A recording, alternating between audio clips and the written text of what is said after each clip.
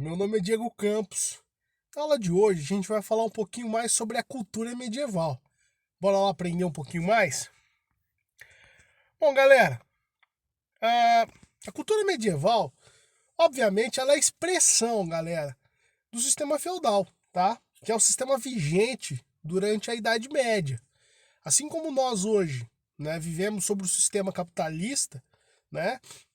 A cultura daquela época ela está extremamente ligada aos aspectos, aos valores e às características do sistema feudal.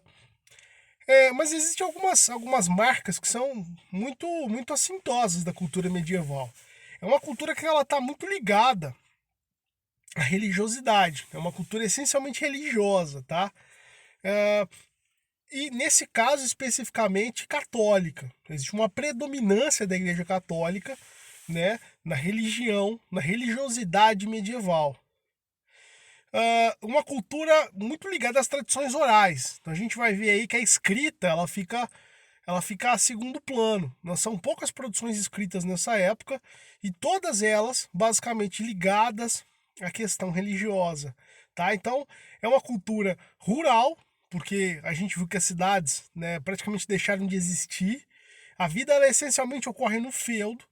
E é uma cultura supersticiosa. Existe uma sociedade extremamente supersticiosa, né, que tem é, é muito comum, né, dentro da cultura medieval. Bom, a gente pode, em suma, caracterizar a cultura medieval, então, como uma cultura teocêntrica, né?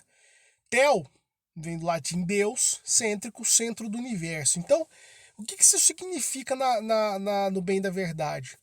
As explicações de mundo, as explicações sobre as coisas que acontecem nesse mundo, elas são basicamente atribuídas a Deus, a uma vontade divina, tá? Então, você não tem uma base racional e científica que explica as coisas. Então, por exemplo, se hoje chove ou deixa de chover, você tem toda uma explicação científica para poder entender a dinâmica das massas de ar, pressão, a umidade. E aí você consegue explicar a falta ou não de chuva, né? Nos tempos modernos, nos tempos contemporâneos, melhor dizendo. Mas na Idade Média, todas as coisas, as doenças, as chuvas, as explicações, elas estão atribuídas a questões divinas. Então você via tudo praticamente como uma grande punição de Deus ou um grande milagre, né? E é sempre uma resposta a uma ação humana. Essa visão, ela essencialmente é uma visão teocêntrica, tá? E isso é importante que a gente perceba. Ah, bom, dentro da cultura medieval, pessoal, existe indubitavelmente um controle da Igreja Católica. Então, a gente pode praticamente dizer que dentro da cultura medieval há um controle cultural, né, da Igreja Católica sobre o que as pessoas pensam. Né? Essa sociedade agrária é uma sociedade sem acesso às letras, né, à escolaridade. E é interessante notar que as poucas escolas que existiam nesse período, elas são escolas de formação para padre, né? E somente alguns poucos nobres, mesmo os nobres, somente alguns poucos, eles iam, né? Tinham interesse em estudar, né? Geralmente os nobres que iriam se tornar padres ou bispos, enfim, que iam exercer funções no clero. Então, o controle do conhecimento, ele basicamente ficava a cargo da igreja, né? Os únicos professores que se tinha eram professores ligados à igreja, eram padres, né? Então, a igreja, obviamente, ela tinha um controle da cultura, do conhecimento, do saber e das letras, né? Então, obviamente, que tudo aquilo que era produzido, né, em termos culturais, tinha uma enorme ascensão sobre o que a igreja pensava, né?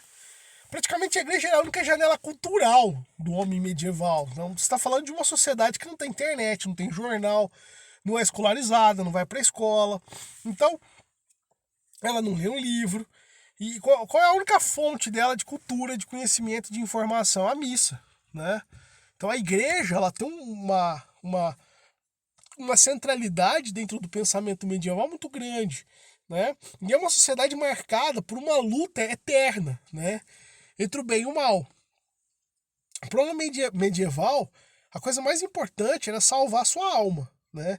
Existia um diabo que tentava buscar a alma das pessoas, né?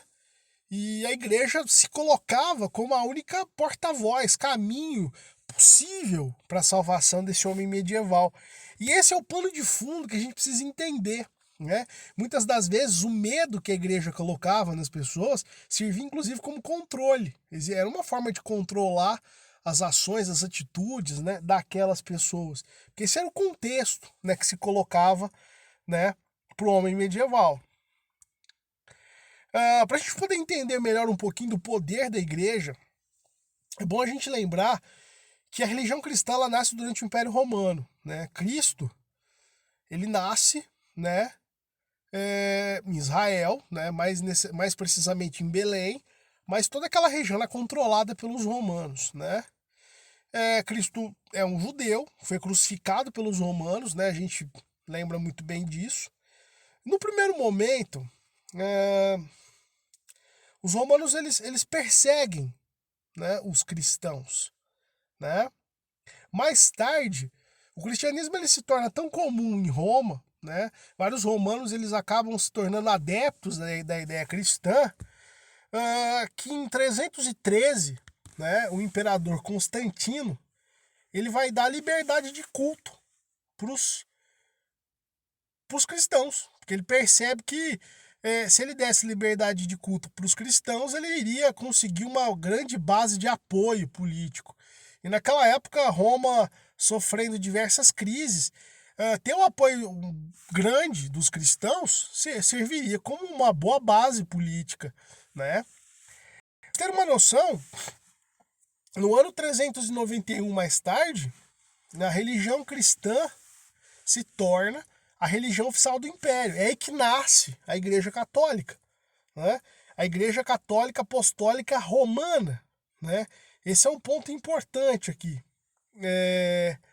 Bom, entretanto, galera, é bom notar que o poder da igreja, a igreja já existia, só que ela era subordinada ao imperador. Mas ela vai se tornar de fato poderosa, né, após o fim do Império Romano. Né? Por quê? É interessante notar que muitos povos bárbaros, principalmente os francos, né, eles vão se converter ao cristianismo, porque eles entendiam o cristianismo, a igreja, o cristianismo como a única coisa que havia restado de Roma.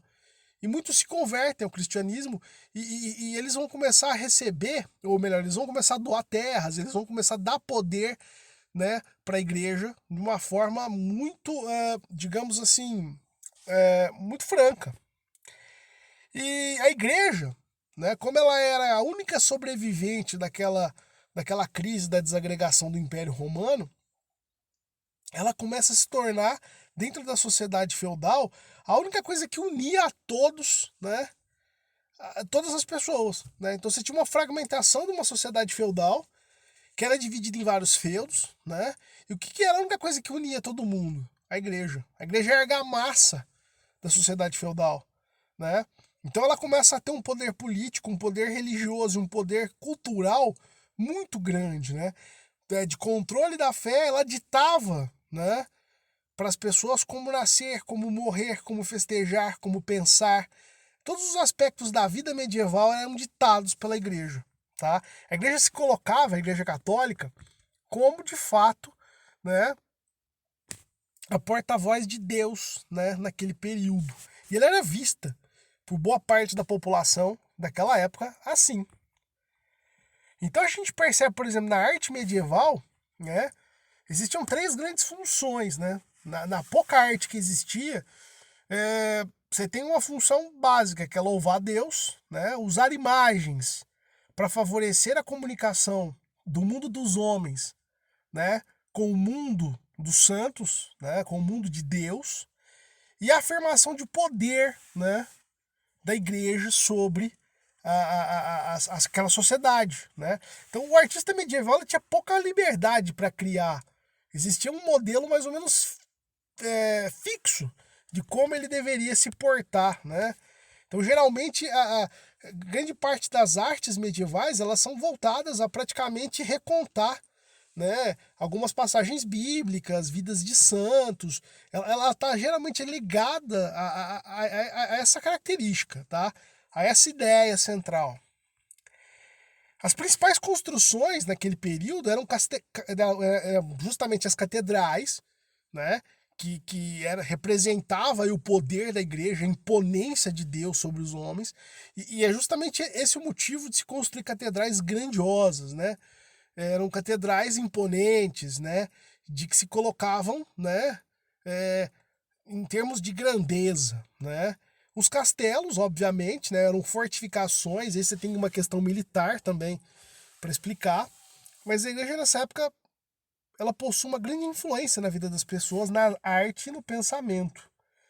Ah, era uma época que poucas pessoas sabiam ler, então a escultura, ou mesmo a pintura, ela sempre tinha a ideia de comunicar valores, né, religiosos aos fiéis. Então era comum até nas próprias igrejas pinturas, afrescos nas paredes para poder representar vidas de santos, né, e aquilo que a igreja queria colocar como sendo valor, né, a ser perseguido.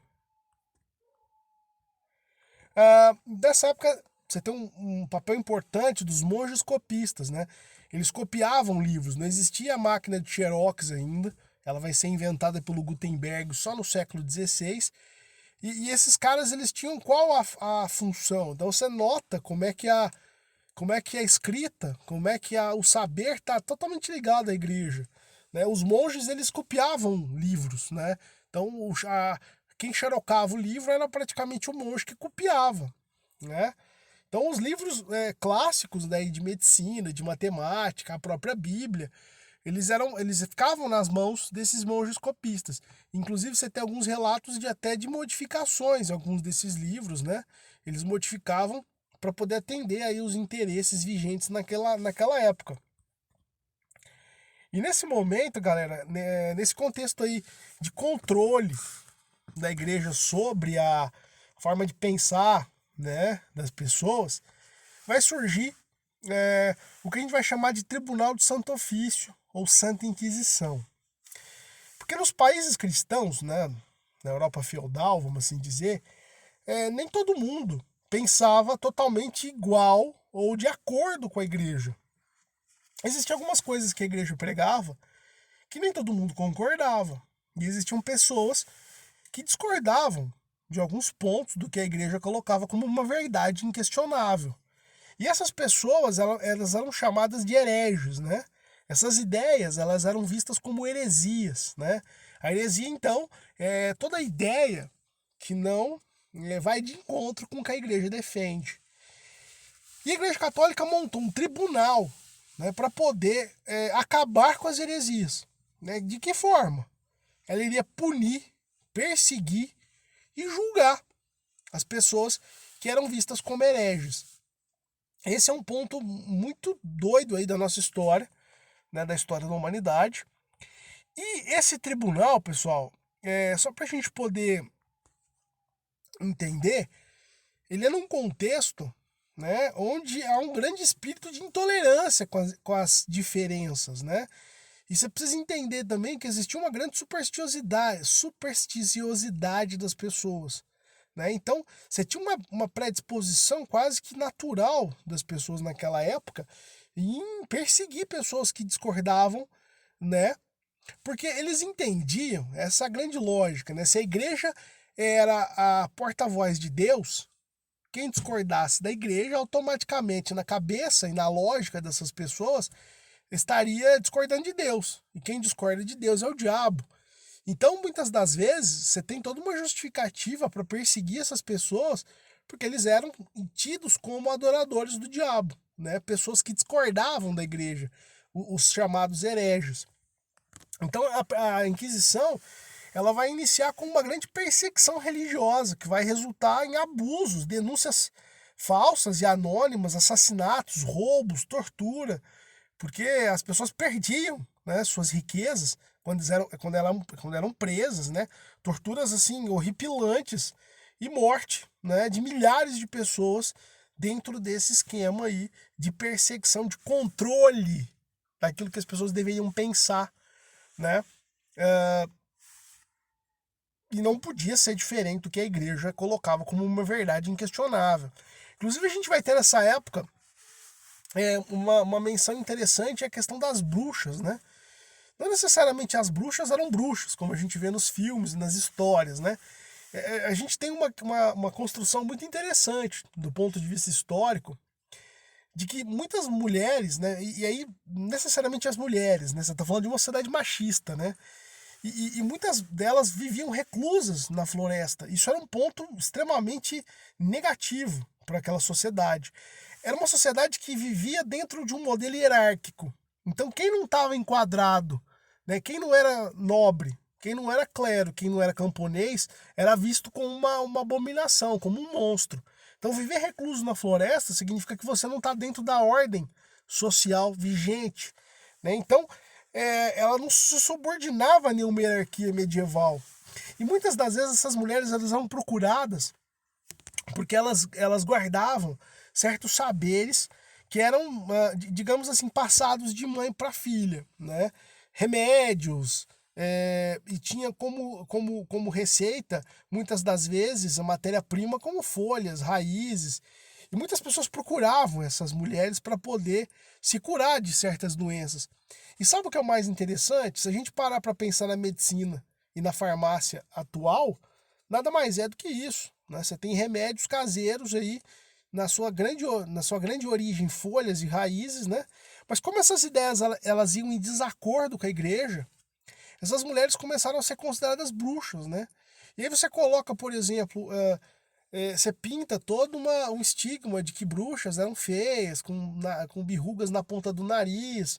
E muito possivelmente essas mulheres que moravam reclusas no meio da floresta, elas possivelmente não tinham a melhor da estética possível, né? Quem mora sozinho, no meio do mato, né? Sem nenhum conforto e tecnologia, obviamente não vai ter um aspecto dos mais bonitos possíveis. Mas você note que é toda uma construção de que essas mulheres elas tinham um pacto com o diabo. Então você tem toda uma ideia que foi construída e que foi comprada por grande parte da população daquela época, né? E aí outro ponto importante da bruxaria é que geralmente se associa a figura das mulheres, a figura feminina, e aí, de novo essa visão machista, né? De que as mulheres elas seriam usadas, elas seriam instrumentos do diabo, elas usariam a sensualidade para ludibriar os homens, né, orientadas pelo diabo. Porque você está falando de uma guerra entre o bem e o mal, entre Deus e o diabo. E é justamente esse o ponto, né? Muitas das vezes elas são acusadas. A gente vai ver nos autos da Inquisição aí, que são documentos escritos pelos inquisidores, né? Quais são as justificativas do porquê elas estão sendo presas e do porquê elas vão ser condenadas. E a gente vê esse ponto da sexualidade, né, da sensualidade feminina, como sendo um ponto central, né? Bom, a Inquisição ela começa propriamente com o Papa Gregório IX, né? Ele que vai criar, né, os tribunais da Inquisição em 1231, né, numa bula, né, a Excommunicamus, né, que vai criar toda a ideia e a ordenação e estrutura para aquilo que a gente vai chamar de Tribunal do Santo Ofício ou Tribunal da Santa Inquisição. Bom, pessoal, é importante a gente notar alguns números bem, assim, interessantes, principalmente quando a gente fala de Inquisição medieval, tá? O Vaticano abriu, né, ainda com o Papa João Paulo II, ele abriu os arquivos para estudos, né? Então, vários historiadores tiveram acesso a um documento muito farto sobre a Inquisição, né? Porque os inquisidores eles faziam praticamente sentenças escritas, né? Tentavam justificar dentro das leis canônicas o que eles estavam fazendo. Então a gente tem alguns números bem legais, assim, legais não, mas que dá para a gente ter uma noção exata aí de como é que funcionou. A gente tem, por exemplo, a figura do Bernard Guy, né? Um italiano, um inquisidor famoso, que durante 16 anos, o cara praticamente ele condenou, né? Ele fez 913 sentenças. Então você imagina o tanto de gente, né, que foi morta nesse período. A gente tem 5% desse número de condenações, né?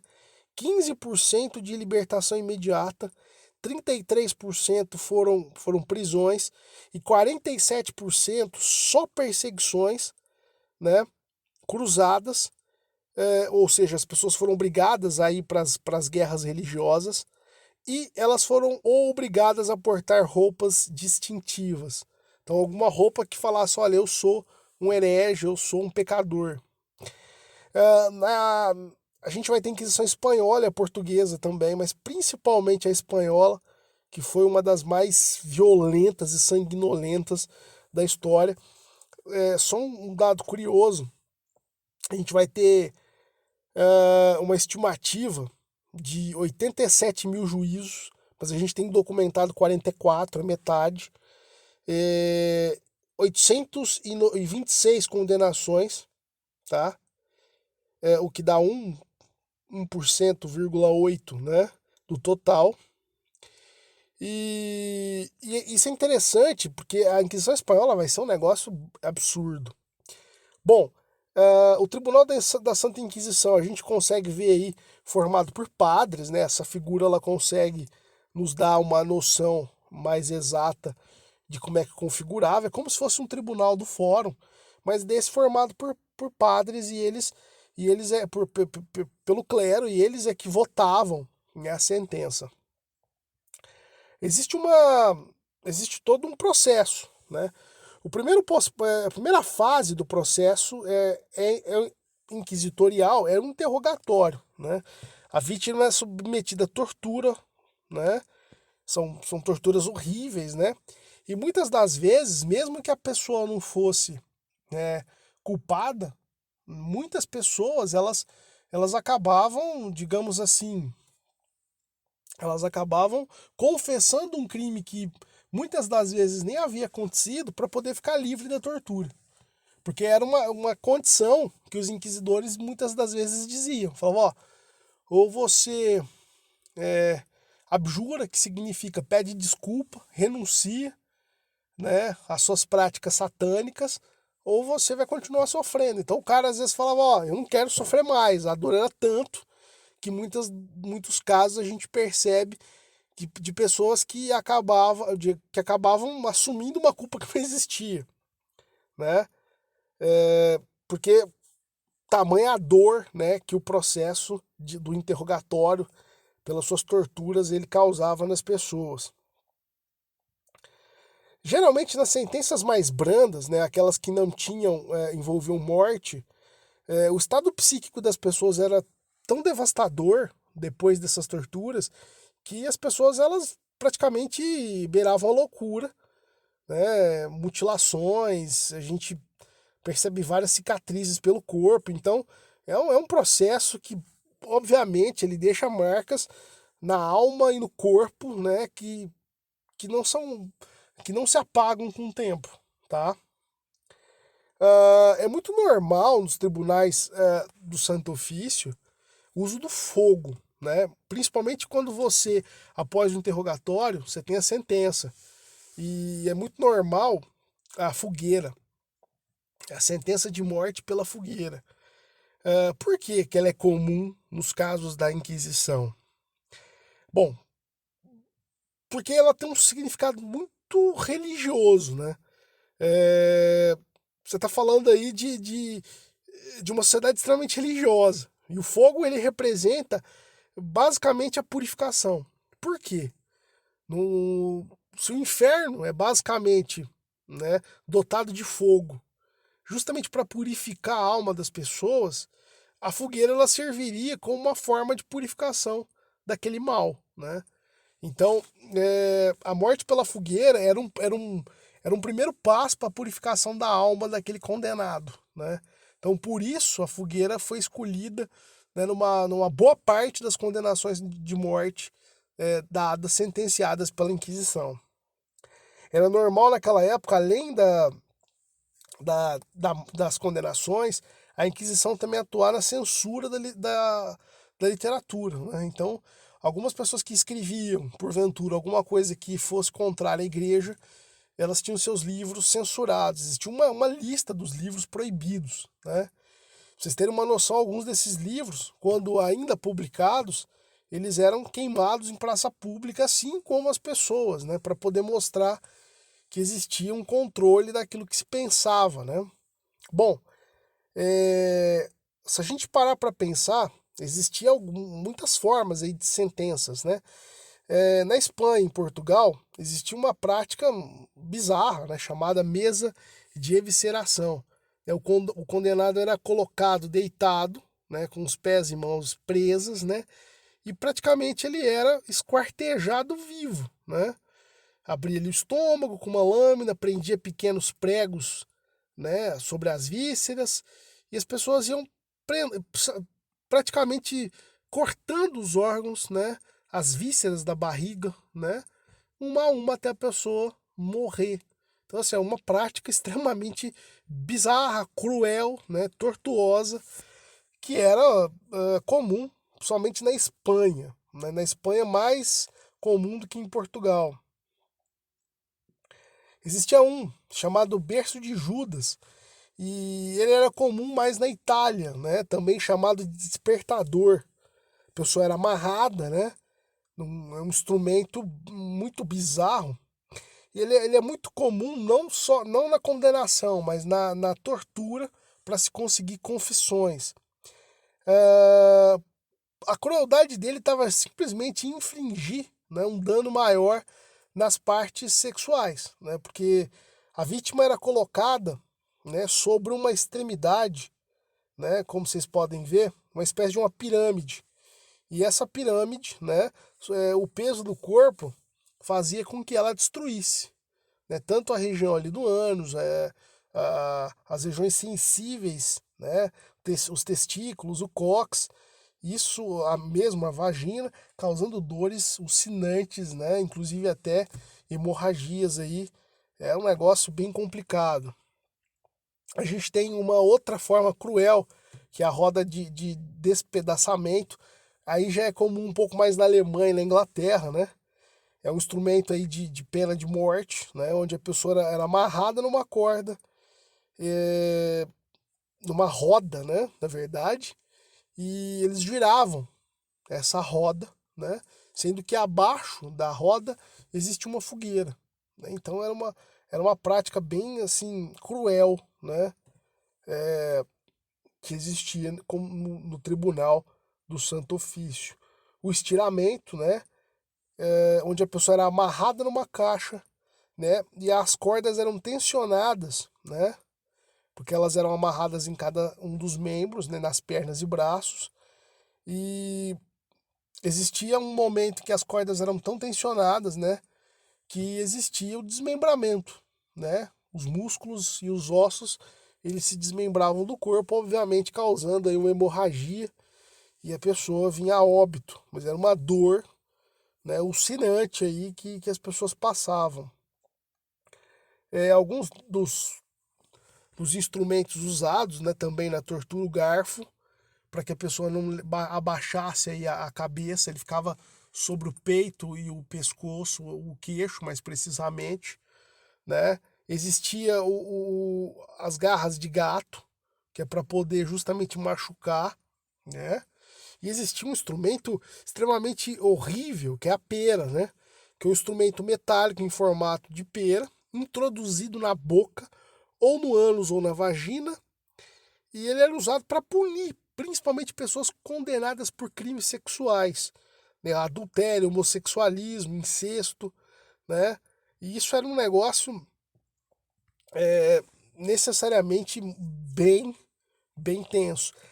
Lembrando que muitas dessas pessoas, galera, não necessariamente haviam cometido crimes, tá?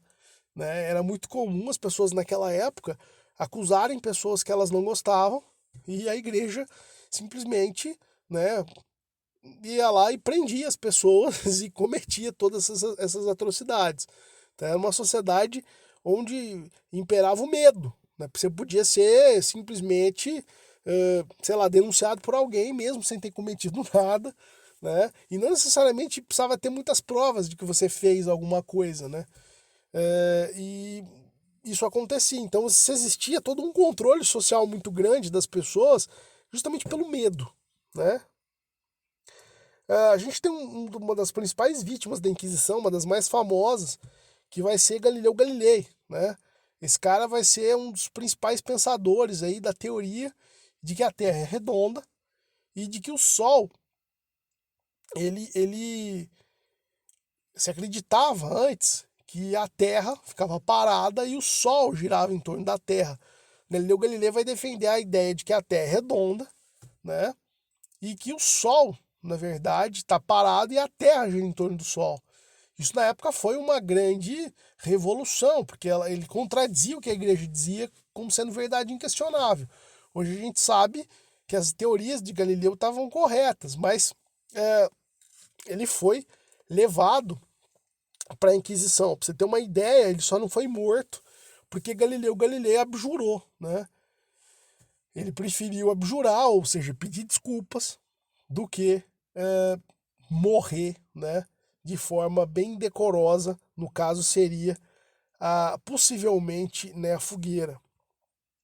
E aqui a gente tem aqui, galera, uma questão bem legal para a gente poder discutir em relação a esse tema, né?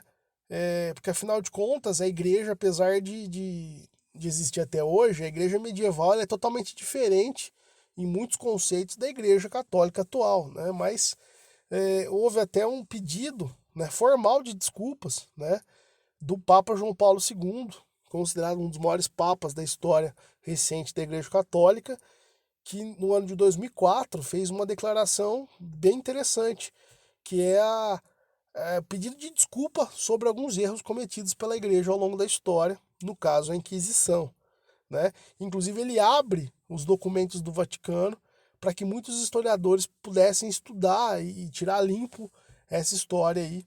Isso foi um passo importante aí desse período. Beleza, galera? Muito obrigado. Espero que vocês tenham entendido aí. Fiquem com Deus.